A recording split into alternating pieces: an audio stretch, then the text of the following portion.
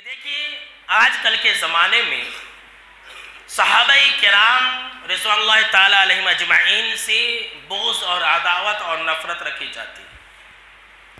پہلے بھی رکھتے تھے، آج بھی رکھتے تھے، آج بھی لوگ صحابہ کرام سے بغض اور عداوت رکھتے ہیں، اور سنی مسلمان بھی اس کے اندر شامل ہیں۔ تو صحابہ کرام اللہ کے نظر میں کتنے بڑے ولی ہیں، آپ اس بات سے اندازہ لگا سکتے ہیں کہ جو صحابہ کرام کے خلاف دل میں بغض رکھے گا اللہ اسے سزا دے گا۔ اور اللہ نے کیسے سزا دی ہے؟ صحابہ کرام کے خلاف دلوں میں نفرت بھرنے والوں کو جانتے ہیں کہ جب بھی محرم کا مہینہ آتا ہے تو محرم کے مہینے میں جو لوگ اپنے دلوں میں بغض صحابہ رکھتے ہیں اللہ نے انہیں یہ سزا دی کہ وہ اپنے آپ کو نقصان پہنچائے، اپنے آپ کو تھپڑ مارے، اپنے بدن کو زخمی کرے۔ یہ کرتے ہیں محرم کے مہینے میں، 1 سے 10 محرم تک کرتے ہیں، اور 40واں بھی ہوتا ہے۔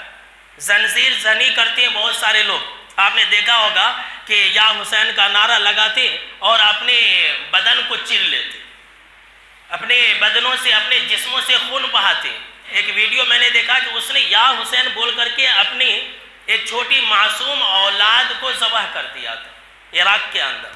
تو آپ نے دیکھا ہوگا کہ یا حسین بولتے ہیں اور سینے پر مارتے ہیں اور زنجیر چلاتے ہیں، اپنے چہرے کو نوچتے ہیں، عورتیں بالوں کو نوچتی ہیں۔ تو یہ اللہ کی طرف سے سزا ہے کہ جو صحابہ کرام کے خلاف نفرت رکھے گا اللہ اسے یہ سزا دے گا۔ اور یہ لوگ ہر سال ایسا ہی کرتے ہیں، سینہ کو بھی کرتے ہیں، اپنے آپ کو نقصان پہنچاتے ہیں۔